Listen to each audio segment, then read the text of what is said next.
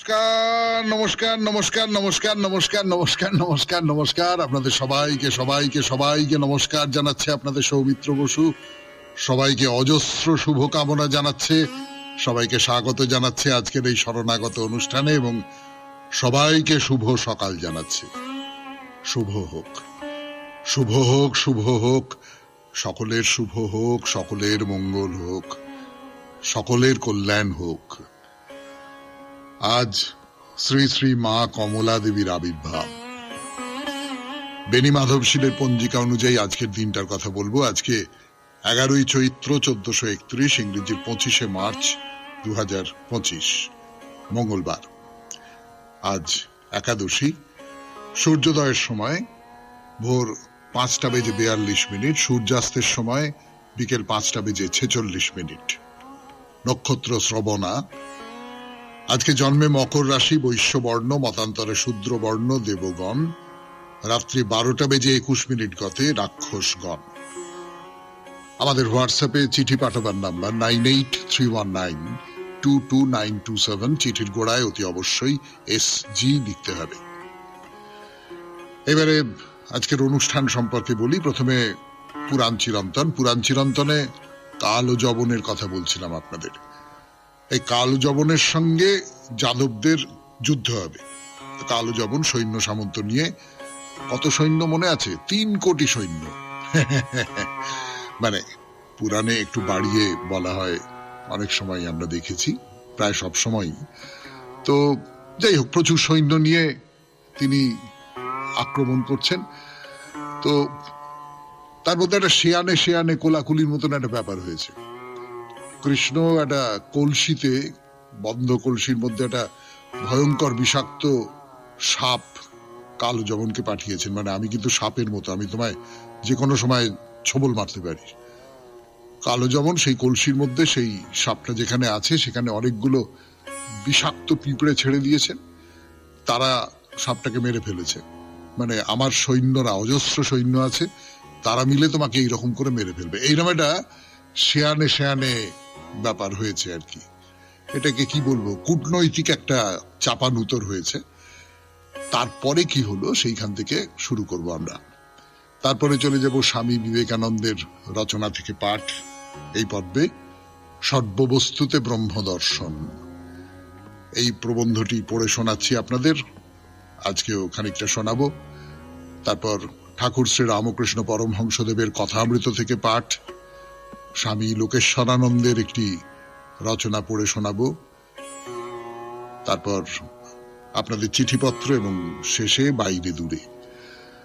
92.7 big FM এ শরণাগত অনুষ্ঠান শুনছেন। আমি আছি আপনাদের সঙ্গে, আপনাদের সৌমিত্র বসু। গানের পর পুরাণ চিরন্তন। পুরাণ চিরন্তন শুরু করছি আজকের পুরাণ চিরন্তন।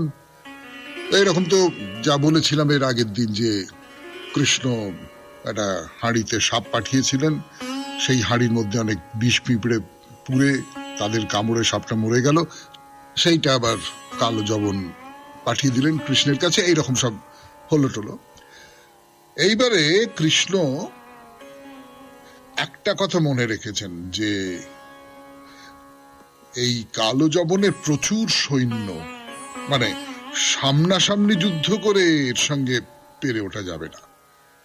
ফলে যদি এইরকমটা করা যায়, যে কালো যবনকে আলাদা করে ফেলা যায়, যদি বিচ্ছিন্ন করে ফেলা যায়, তার যে অন্য অনেক সৈন্য সামন্ত আছে তাদের থেকে যদি আলাদা করে ফেলা যায়, তাহলে হয়তো তাকে হত্যা করাটা সম্ভব হতে পারে। কি করে করা যাবে সেটা? কৃষ্ণ যে কৌশলটা করলেন, কৃষ্ণ তো অসম্ভব চতুর ও শিরোমণি বলা যেতে পারে। তো কৃষ্ণ করলেন কি, এমন ভাবে মথুরায় ঘুরে বেড়াচ্ছেন যাতে মাঝে মাঝে কালো যবন থেকে দেখতে পান, একা ঘুরে বেড়াচ্ছেন। তো কালো যবন দেখছেন যে কি ব্যাপার, একা একা কৃষ্ণ এরকম করে ঘুরে বেড়াচ্ছেন। আমি তো সসৈন্যে মথুরাপুরীতে ঢুকেছি, কিন্তু ঢুকে পড়লাম, কোন রকমের কোনো প্রতিরোধ নেই, কোনো যুদ্ধ টুদ্ধ কিচ্ছু হলো না। এবং বৃষ্ণি, অন্ধক, যাদব, যাদের বিরুদ্ধে আমি লড়াই করব বলে এসেছি এত সৈন্য সামন্ত নিয়ে, তারা খুব বড় বীর, আমি শুনে এসেছি, তাদের প্রচুর শক্তি, যুদ্ধ শক্তি, এ সমস্ত আমি শুনে এসেছি, কিন্তু কেউ বাধা দিচ্ছে না। মানে যে কৃষ্ণের ভয়ে শাল্যরাজ জরাসন্ধের মতো বিশাল শক্তি পুরুষের দৌত্য কর্ম করেছেন, সেই কৃষ্ণের তরফ থেকে কোনো উদ্যোগ নেই আমাকে প্রতিহত করার। আমি কি ব্যাপারটা কি, আমি কোথায় এসে পৌঁছলাম?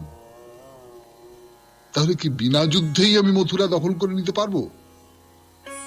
কিন্তু কৃষ্ণকে মাঝে মাঝে দেখতে পাচ্ছি ঘুরে বেড়াচ্ছে একা।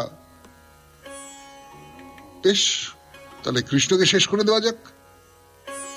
তাহলে যেটা জরাসন্ধের যেটা আকাঙ্ক্ষা, কংসবধ করেছে যে কৃষ্ণ, সেই কৃষ্ণকে যদি আমি হত্যা করতে পারি তাহলেই হয়ে গেল বলে কালো যবন কৃষ্ণের পেছন পেছন পেছন পেছন যাচ্ছেন, কৃষ্ণকে তাড়া করেছেন বলতে পারেন। আর কৃষ্ণ তাকে নিয়ে যাচ্ছেন এই এখান থেকে ওখান থেকে, এখান থেকে ওখান থেকে, পালাতে পালাতে পালাতে পালাতে পালাতে। অর্থাৎ এই কালো যবন মানুষটাকে একা করে দিচ্ছেন, একা, সৈন্য টৈন্যদের থেকে একা, তার যে লোকবল, সেই সমস্ত লোকবলের থেকে একা কৃষ্ণ নিয়ে যাচ্ছেন একেবারে মানে দূরে, জনবসতি ছাড়িয়ে, মথুরা শহরের একেবারে প্রান্তে, সেখানে অনেকগুলো পাহাড় টাহাড় আছে, সেই রকম একটা জায়গায় কালো যবন কৃষ্ণের পিছু পিছু পিছু পিছু তাকে তাড়া করতে করতে করতে করতে চলে গেছে, মানে কৃষ্ণই তাকে নিয়ে এসেছেন। তারপর কি হলো বলবার জন্য আপনাদের সৌমিত্র বসু ফিরে আসছে 92.7 বিগ এফএম এ শরণাগত অনুষ্ঠানে। তাড়া করছেন কালো যবন, কৃষ্ণ তাকে নিয়ে এসেছেন মথুরার একেবারে প্রান্তে একটা জায়গায়, মাঠ আছে, পাহাড় আছে। এইবারে আমরা আরেকজন মানুষের কথা বলবো, আরেকটি চরিত্র প্রবেশ করছে আমাদের এই কাহিনীর মধ্যে, তার নাম হচ্ছে মুচুকুন্দ। এই মুচুকুন্দ কে? এই মুচুকুন্দ কৃষ্ণের থেকে অনেক প্রাচীন কালে ত্রেতা যুগের এক রাজা ছিলেন মুচুকুন্দ। তো দেবতাদের সঙ্গে অসুরদের একটা বিরাট যুদ্ধ হয়েছিল। মুচুকুন্দ দেবতাদের সাহায্য করেন, দেবতারা সেখানে জয়ী হন। এবং এই যে মুচুকুন্দ দেবতাদের সাহায্য করেছিলেন, প্রচুর চেষ্টা করেছিলেন এবং শেষ পর্যন্ত জিতে যান, এইটা দেবতারা খুব খুশি। তারা বললেন যে মুচুকুন্দ তুমি আমাদের কাছ থেকে বর প্রার্থনা করো। তো মুচুকুন্দ বললেন যে আমি দীর্ঘদিন ধরে অসম্ভব পরিশ্রম করেছি দেবগণ, আমি রাত্রির বেলা ঘুমোতে পারিনি, সারাদিনে কোনো বিশ্রাম পাইনি, আমি একটু ঘুমোতে চাই, একেবারে নিশ্চিন্ত নিশ্ছিদ্র ঘুম। আমাকে এই বরটা দিন, আমি যেন ঘুমিয়ে পড়তে পারি। আর এই বরটা দিন আমাকে যদি কেউ ঘুম থেকে ডেকে তোলে, সে যেন তক্ষুনি ভস্ম হয়ে যায়।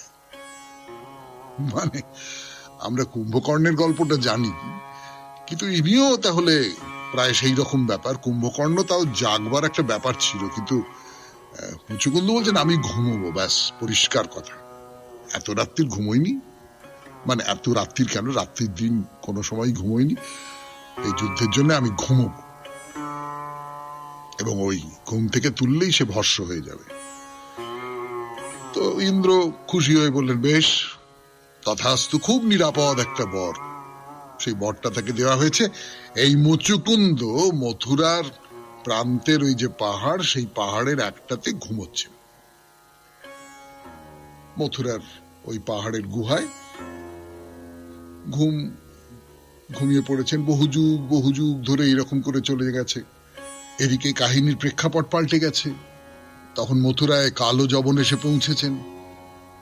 তো কালো যবন একেবারে পেছন পেছন ছুটছেন, কৃষ্ণের পেছন পেছন ছুটছেন। যেমন বলছে যে দূরের হরিণকে যেমন ব্যাধ অনুসরণ করে, সেই রকম করে কৃষ্ণ ছুটতে ছুটতে ছুটতে ছুটতে ছুটতে ছুটতে ওই কৃষ্ণের পিছু পিছু সেই গুহার মধ্যে এলেন, যেখানে ত্রেতা যুগের সেই মুচুকুন্দ ঘুমিয়েছিলেন।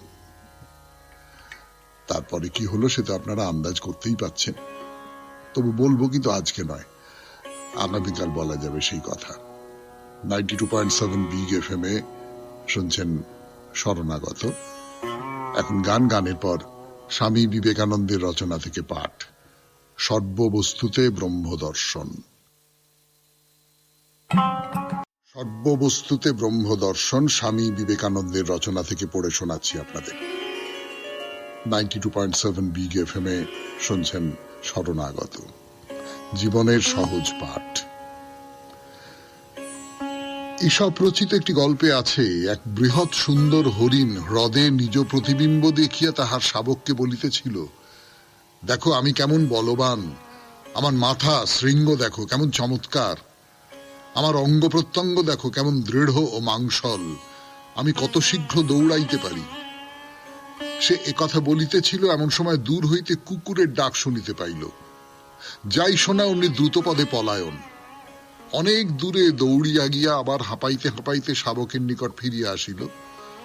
হরিণ শাবক বলিল, এইমাত্র বলিতেছিলে তুমি খুব বলবান, তবে কুকুরের ডাকে পলাইলে কেন? উত্তরে হরিণ বলিল, তাই তো, কুকুর ডাকিলেই আমার আর কিছু জ্ঞান থাকে না। আমরাও সারা জীবন এরূপ করিতেছি। আমরা দুর্বল মনুষ্য জাতি সম্বন্ধে কত উচ্চ আশা পোষণ করিতেছি, কিন্তু কুকুর ডাকিলেই হরিণের মতো পলাইয়া যাই। তাই যদি হইল, তবে এ সকল শিক্ষার কি প্রয়োজন? বিশেষ প্রয়োজন আছে, বুঝিয়া রাখা উচিত। একদিনে কিছু হয় না। আত্মা বা আরে শ্রেয়তব্য মন্তব্য নিদিধ্যাসিতব্য। আত্মা সম্বন্ধে প্রথমে শুনিতে হইবে, পরে মনন অর্থাৎ চিন্তা করিতে হইবে, পরে ক্রমাগত ধ্যান করিতে হইবে। সকলেই আকাশ দেখিতে পায়, এমনকি যে সামান্য কীট ভূমিতে বিচরণ করে সেও উপরের দিকে দৃষ্টিপাত করিলে নীলবর্ণ আকাশ দেখিতে পায়। কিন্তু উহা আমাদের নিকট হইতে কত কত দূরে রহিয়াছে বলে দেখি। ইচ্ছা করিলে তো মন সর্বস্থানে গমন করিতে পারে, কিন্তু এই শরীরের পক্ষে হামাগুড়ি দিয়া চলিতে শিখিতেই কত সময় অতিবাহিত হয়। আমাদের সমুদয় আদর্শ সম্বন্ধেও এই রূপ। আদর্শগুলি আমাদের অনেক দূরে রহিয়াছে, আর আমরা কত নিচে পড়িয়া রহিয়াছি। তথাপি আমরা জানি আমাদের একটি আদর্শ থাকা আবশ্যক। শুধু তাই নয়, আমাদের সর্বোচ্চ আদর্শ থাকাই আবশ্যক। দুর্ভাগ্যবশত অধিকাংশ ব্যক্তি এই জগতে কোনরূপ আদর্শ ছাড়াই জীবনের অন্ধকারে পথ হাতড়াইয়া বেড়াইতেছে। যাহার একটি নির্দিষ্ট আদর্শ আছে, সে যদি 1000 ভ্রমে পতিত হয়, যাহার কোনরূপ আদর্শ নাই, সে তবে 50,000 ভ্রমে পতিত হইবে, ইহা নিশ্চয়। অতএব একটি আদর্শ থাকা ভালো। এই আদর্শ সম্বন্ধে যত বেশি পারা যায় শুনিতে হইবে, ততদিন শুনিতে হইবে যতদিন না উহা আমাদের অন্তরে প্রবেশ করে, আমাদের মস্তিষ্কে প্রবেশ করে, যতদিন না আমাদের রক্তের ভিতর প্রবেশ করে, যতদিন না উহা আমাদের প্রতি শোনিত বিন্দুতে ধ্বনিত হয়, যতদিন না উহা আমাদের শরীরের রন্ধ্রে রন্ধ্রে ব্যাপ্ত হইয়া যায়। অতএব আমাদিগকে প্রথমে এই আত্মতত্ত্ব শ্রবণ করিতে হইবে। কথিত আছে যে হৃদয় পূর্ণ হইলেই মুখ কথা বলে, সেইরূপ হৃদয় পূর্ণ হইলে হাতও কাজ করিয়া থাকে। শুনলেন স্বামী বিবেকানন্দের রচনা থেকে পাঠ। 92.7 বিগ এফএম এ শরণাগত অনুষ্ঠানে এখন গানের পর কথা অমৃত। কথা বলছেন, সংসারী লোকের ভক্তির কথা বলছেন। এইসব বলতে বলতে তিনি ওই পূব দিকের দরজার কাছে বসে আছেন। শীতকাল, গায়ে একটা র্যাপার ট্যাপার দিয়ে বসে আছেন, এমনি যেরকম বসে থাকে মানুষ সেই রকম করেই বসে আছেন। হঠাৎ সূর্য দর্শন ও সমাধিস্থ। সমাধি, নিমেষ শূন্য, বাহ্য শূন্য। অনেকক্ষণ পরে সমাধি ভঙ্গ হলো। রাখাল, হাজরা, মাস্টার এরা সব কাছে বসে আছেন। তো শ্রীরামকৃষ্ণ বলছেন যে সমাধি ভাব প্রেমের বটে। এই যে সমাধিস্থ হয়ে গেলেন সূর্য দেখে, মানে কি? আমরা তো সকালবেলা সূর্য দেখি, সূর্য ওঠা দেখি না। এই ভোর 5টায় উঠে যে আপনি শরণাগত শুনতে বসেছেন, 5টার পরে তো সূর্যোদয় হলো। আপনি যদি খোলা ফাঁকা জায়গায় থাকেন, যদি উদার মুক্ত আকাশের নিচে আপনার বাড়ি, সেই বাড়ি থেকে হয়তো সূর্যোদয় দেখা যায় বা সূর্য উঠেছে সেই অবস্থায় দেখা যায়, আপনি হয়তো বাইরে বারান্দায় বসে বসে শরণাগত শুনছেন। তো আমাদের তো কখনো ওই রকমটা হয় না, কিন্তু ঠাকুর তার মানে ঠাকুরের ভেতরটা একবারে টান টান করা তারের মতন, একটুখানি হাত ছোঁয়ালেই রিন রিন রিন রিন রিন রিন রিন রিন করে ওঠে। এইরকম একটা মন তার, এইরকম একটা শরীর তার। তো ঠাকুর বলছেন যে নটবর গোস্বামীর বাড়িতে কীর্তন হচ্ছিল, শ্রীকৃষ্ণ ও গোপীগণ দর্শন করে সমাধিস্থ হলাম।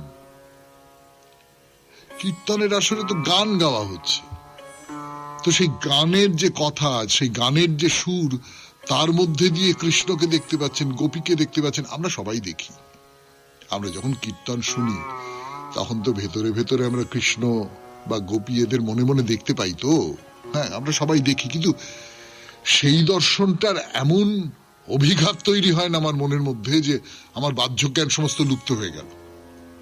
এইটা ঠাকুরের হতো, ওই যে বললাম, খুব টান টান করে মনের ভেতরকার তারটা বাঁধা। তখন ঠাকুরের মনে হচ্ছে যে আমার যে লিঙ্গ শরীর, আমার যে সূক্ষ্ম শরীর, সেই শরীর শ্রীকৃষ্ণের পায়ে পায়ে বেড়াচ্ছে। কারণ আমার তো একটা স্থূল শরীর আছে, আমাদের সকলেরই একটা স্থূল শরীর আছে, এবং আমরা মনে করি যে এই শরীরটাই হচ্ছে আমি। লোকে যখন জিজ্ঞেস করে কি কেমন আছেন, আমাদের মতন একটু বয়স টয়স হলে তো লোকে আরো বেশি করে জিজ্ঞেস করে, দেখা হলেই জিজ্ঞেস করে ভালো আছেন তো। ভালো আছেন তো মানে হচ্ছে আপনার শরীর ভালো আছে তো, আর বাদ বাকি কোনো কিছুর কথা জিজ্ঞেস করে না। কিন্তু শরীর ভালো থাকা মানেই ভালো থাকা। তো সেই শরীরকে পার হয়ে তো চলে যায় কেউ কেউ। এই ঠাকুরের তো এরকম কাহিনী আছে, বা যে কোনো মহাপুরুষের ক্ষেত্রেই এই কাহিনী রয়েছে, যে হৃদয়কে বলেছেন যে আচ্ছা ঠিক আছে, আমি তোর পুজোয় যাব, আমি যেতে পারছি না দক্ষিণেশ্বর ছেড়ে, কিন্তু তোর ওখানে যে গায়ে পুজো করবি তুই, সেইখানে আমি যাব।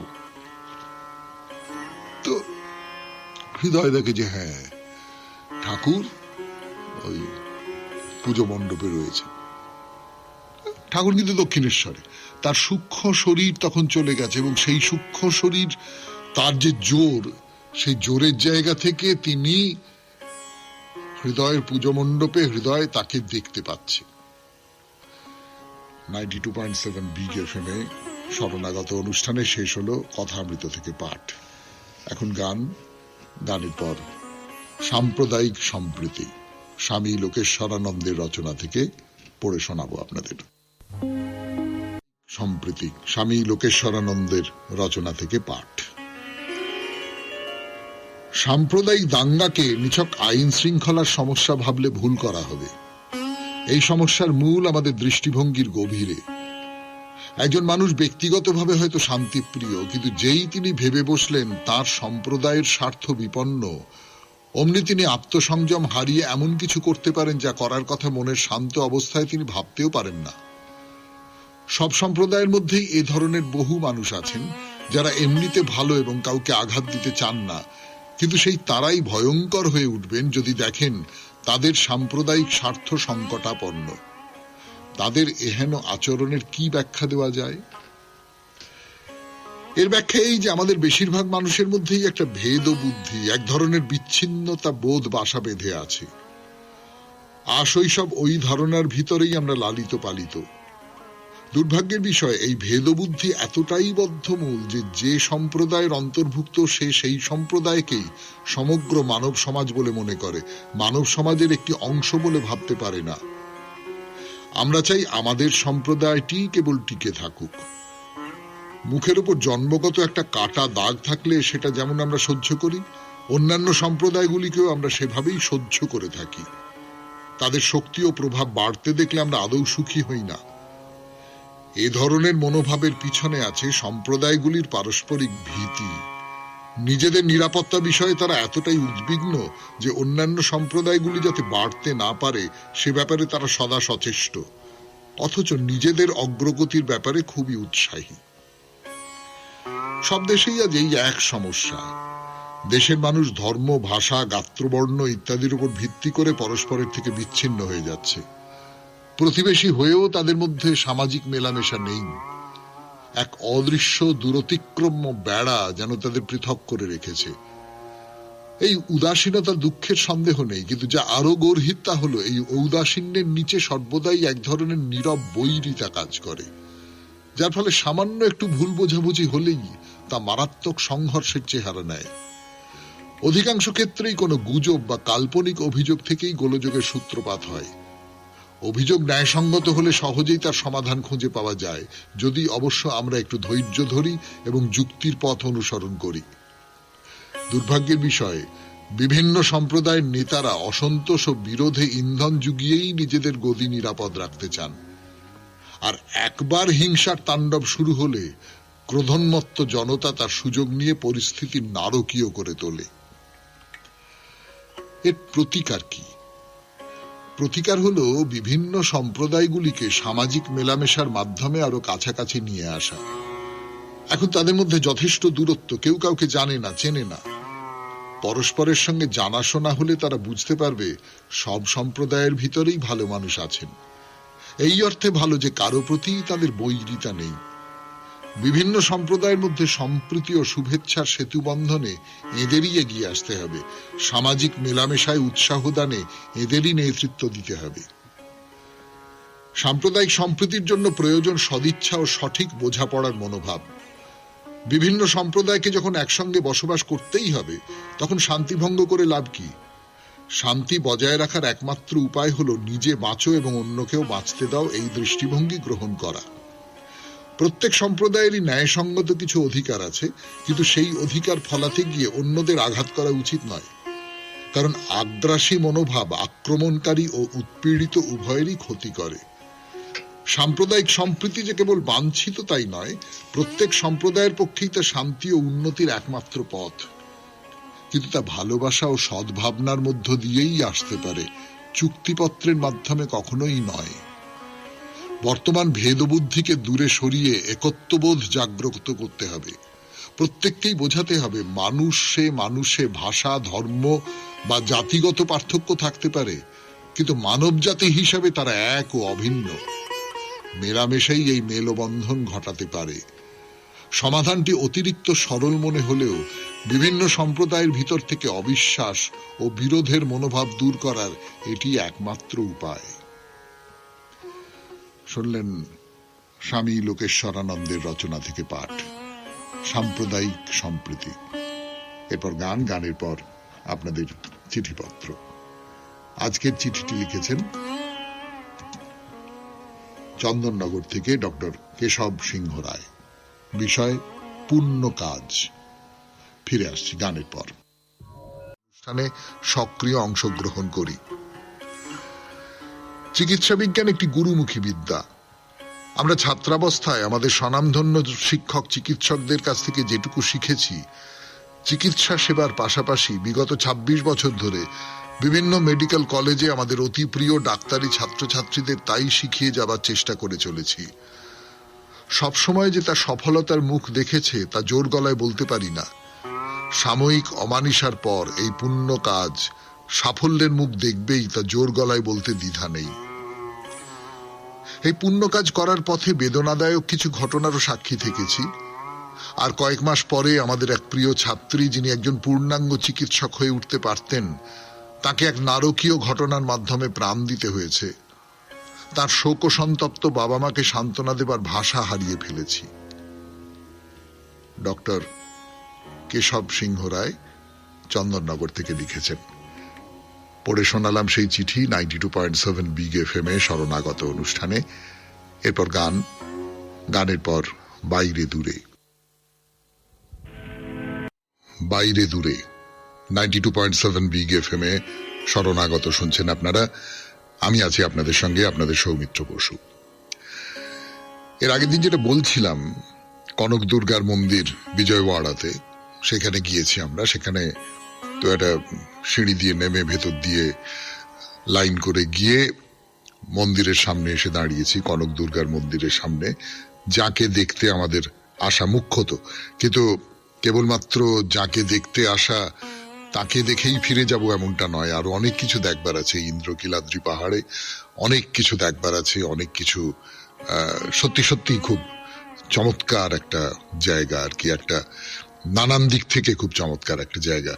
কিন্তু আমরা আপাতত এসে দাঁড়িয়েছি এই যে মন্দিরের সামনে, মনে হয় একেবারে সোনার তৈরি মন্দির।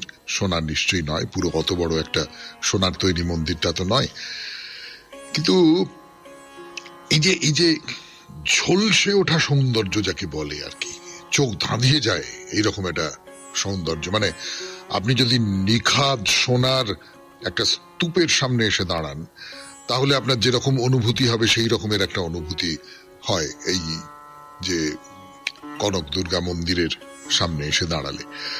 এবং এইটা যে আরো ঝকমক করে, আরো বেশি চোখে লাগে, তার একটা কারণ চারপাশে যা কিছু মন্দির বা নির্মাণ সবকিছু খুব সুন্দর, কিন্তু সাদা রঙের। তো এই সাদার মধ্যে হঠাৎ একটা ঝকঝকে সোনার মন্দির, আর মন্দিরের গড়নটা একেবারে যাকে বলে যেতে পারে অপূর্ব, অকল্পনীয় সুন্দর একটা গড়ন। খুব ভালো করে যদি দেখি তাহলে দেখবো যে এই মন্দিরের 3টে ধাপ আছে। না, দক্ষিণ ভারতীয় মন্দিরে যেরকম ধাপে ধাপে ধাপে ধাপে ওপরের দিকে উঠে যায়, ছোট হয়ে যায়, সরু হয়ে যায়, এবং সেই রকমটা না, এটা এমনি মন্দিরের 3টে ধাপেই অসামান্য সমস্ত কারুকার্য রয়েছে। এবং ওই সোনার উপরে বা যা কিছু ওই ধাতুর উপরে সোনালী কারুকার্য, সেগুলো কুদে কুদে কুদে কুদে তৈরি করা হয়েছে। এরকম করে একদম চূড়া পর্যন্ত উঠে গেছে। দেখলে একটা কথাই মনে হয় যে এটা যেন একটা রাজমুকুটের মতন বা রানীর মুকুটের মতন। শুধু রাজমুকুট শব্দটাই বা কেন ব্যবহার করব, কোন সম্রাটের মুকুটের মতন বলা যেতে পারে, বা সম্রাজ্ঞীর মুকুটের মতন বলা যেতে পারে। মানে একেবারে মন্দিরটা ওই রকম যেন কেউ মাথায় পরিয়ে দেবে এইরকম এটা। তো এই রাজমুকুটের ধাপে ধাপে ধাপে ধাপে অসংখ্য স্তরে অসংখ্য মূর্তি, ওই যে বলছিলাম একটু আগে যে ওই কুঁদে কুঁদে বার করে নেওয়া হয়েছে, সব দেবদেবীদের মূর্তি। আর দেখুন এই যে সোনার তৈরি একটা মন্দির, তার পেছনে নীল আকাশ। কল্পনা করবার চেষ্টা করুন, একবারে ঘন নীল আকাশ, আর সেই আকাশের এক পাশ থেকে উঠে গেছে সবুজ জঙ্গলে ভরা একটা পাহাড়। মানে এটা উঁচু হয়ে উঠে গেছে, সবুজ, সোনালি, নীল, এই সবটা মিলিয়ে যে সে কি অসামান্য একটা ব্যাপার তৈরি হয়েছে, সেটা আমি মুখে বলছি, আপনাদের মুখে বলে আর কি বোঝানো যায়। হ্যাঁ, এই প্রকৃতির মধ্যেও নিশ্চয়ই তিনি আছেন। কে বলবার জন্য ফিরে আসছি 92.7 বিগ এফএম এ শরণাগত অনুষ্ঠান শুনছেন আপনারা এখন বাইরে দূরে। একটু আগেই, গানের আগে আপনাদের যা বলছিলাম যে নীল আকাশ, সবুজ অরণ্যানী শোভিত পাহাড় এবং ঝকঝকে সোনালী রঙের মন্দির, এই তিনে মিলে একটা অপরূপ ব্যাপার তৈরি হয়ে উঠেছে। তো এবারে তাহলে ভেতরে যাই, গিয়ে মাতৃমূর্তি দর্শন করি। মায়ের মন্দিরের বাইরেটা যেরকম একেবারে ঝলমলে, চোখ ধাঁধিয়ে দেবার মতন, ভেতরটাও তাই। বোঝাই যায় যে এই মা খুব ঐশ্বর্যশালিনী মা, খুব বিভূতি সম্পন্না মা, এই মা খুব ধনী মা। এবং এবার মায়ের মুখটা যখন আপনি দেখছেন, তখন আপনার মনে হবে ওই ওই ওই কোন অপরূপ রূপে বাহির হলে জননী, তোমায় দেখে দেখে আঁখি না ফিরে, তোমার দুয়ার আজি ভরে গেছে সোনার মন্দিরে। মানে এমন একটা, আমি বলবো না যে সেই মূর্তিটা ওই রকম যে সোনা কুঁদে কুঁদে তৈরি করা সেই যে বিস্ময়ের একটা মূর্তি, আমি কিছুতেই বলবো না যে সেই রকম একটা বিস্ময়ের মূর্তি রয়েছে। খুব প্রসন্ন মুখে দেবী দাঁড়িয়ে রয়েছেন। তার মুখ কি বলবো, হালকা থেকে হালকাতম গোলাপি মুখ, মানে একটা আবছা রক্তা ভাজানো তার মুখের মধ্যে রয়েছে। কালো দুটি চোখ, না বড় চোখ না, এমনি স্বাভাবিক সাধারণ চোখ, স্নেহ উপচে পড়ছে সেখান থেকে। লাল সিঁদুরের টিপ দুভ্রুর মাঝখানে, তার উপরে তার তৃতীয় নেত্র রয়েছে। দেবী হাসি মুখে তাকিয়ে আছেন আপনার দিকে, যে হাসি দেখলে মন আশ্বস্ত না হয়ে পারে না। মনে হয় যে হ্যাঁ, সমস্ত বিপদ আপদ সবকিছু তার থেকে এইখানে আমি এর পায়ের তলায় যদি বসি তাহলে নিস্তার পাওয়া যাবে।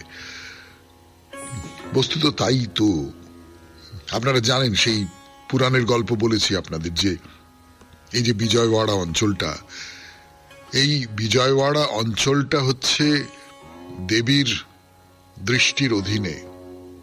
এখানে কোথায় কি হচ্ছে না হচ্ছে সেই সমস্ত কিছু দেবী নজরে রাখেন।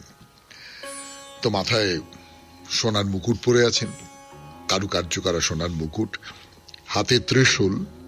দেবী দুর্গার এই মূর্তিটা তো আমরা জানি, কিন্তু এখানে দেবীর 10টা হাত নয়, এখানে 4টি হাত। সারা গা একেবারে গয়নায় ভরে আছে। ব্যাস, দেবীকে দর্শন করা হয়ে গেল। কিন্তু তা বলে ভাববেন না মন্দির দর্শন শেষ হয়ে গেল। এই যে ইন্দ্রকিলাদ্রি পর্বত, এর নানান ভাঁজে লুকিয়ে আছে নানান আশ্চর্য সব নিদর্শন।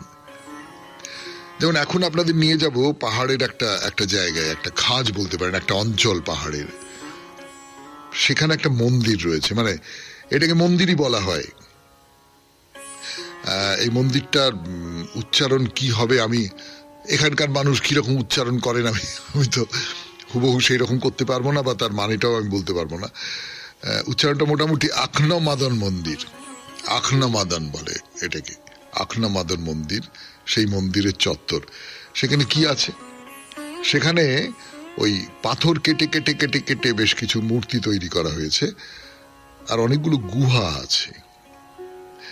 তো একে ঠিক মন্দির বলা উচিত হবে বলে মনে হয় না। আসলে মন্দির বললে একটা ইমারত বোঝায়, তো মাথার উপর একটা ছাদ আছে, মানে মন্দির শব্দটা উচ্চারণ করলে তো সেই ছবি মনে আসে। যে কারণে কোনো ঘরকে আমরা কোনো ঘরকে মন্দির বলি না, হ্যাঁ, শয়ন মন্দির, এরকম সব বলি। তো তা মন্দিরের এই শর্ত আছে, কিন্তু এটা এবারে খোলা জায়গায় পাথর কেটে কেটে মূর্তি তৈরি করা হয়েছে, প্রাচীন মূর্তি, খুব প্রাচীন মূর্তি, এবং অসাধারণ সেই সমস্ত মূর্তি, মানে প্রাচীন যুগের শিল্পীদের অসামান্য সব সৃষ্টি। এবং একটা ব্যাপার খুব মনে হলো, যে এই যে রোদে জলে খোলা আকাশের নিচে সেই মূর্তির যে খুব ব্যাপক ক্ষয় হয়েছে, এই রকমটা মনে হয় না। কিন্তু এইবার আমাকে রাশ টানতে হবে, এবার শেষ করতে হবে শরণাগত। এর পরের দিন আবার এইখান থেকে ইন্দ্রকিলাদ্রি পাহাড়ের এই যে খোলা জায়গাটা, চত্বর, তার কথা বলবো।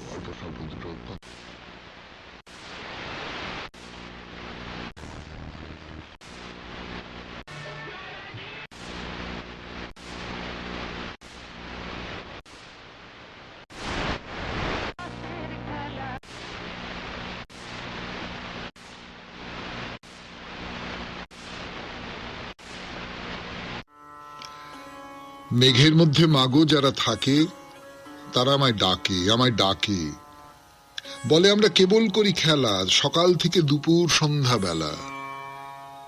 সোনার খেলা খেলি আমরা ভোরে, রূপোর খেলা খেলি চাঁদকে ধরে। আমি বলি যাব কেমন করে, তারা বলে এসো মাঠের শেষে, সেইখানেতে দাঁড়াবে হাত তুলে, আমরা তোমায় নেব মেঘের দেশে। আমি বলি মা যে আমার ঘরে বসে আছে চেয়ে আমার তরে, তারে ছেড়ে থাকবো কেমন করে। শুনে তারা হেসে যায় মা ভেসে। তার চেয়ে মা আমি হব মেঘ, তুমি যেন হবে আমার চাঁদ, দুহাত দিয়ে ফেলবো তোমায় ঢেকে, আকাশ হবে এই আমাদের ছাদ। ঢেউয়ের মধ্যে মাগো যারা থাকে, তারা আমায় ডাকে, বলে আমরা কেবল করি গান, সকাল থেকে সকল দিনমান। তারা বলে কোন দেশে যে ভাই আমরা চলি, ঠিকানা তার নাই। আমি বলি কেমন করে যাই? তারা বলে এসো ঘাটের শেষে, সেইখানেতে দাঁড়াবে চোখ বুজে, আমরা তোমায় নেব ঢেউয়ের দেশে। আমি বলি মা যে চেয়ে থাকে, সন্ধে হলে নাম ধরে মোর ডাকে, কেমন করে ছেড়ে থাকবো তাকে? শুনে তারা হেসে যায় মা ভেসে। তার চেয়ে মা আমি হব ঢেউ, তুমি হবে অনেক দূরের দেশ, লুটিয়ে আমি পড়বো তোমার কোলে, কেউ আমাদের পাবে না উদ্দেশ। খুব ভালো থাকবেন।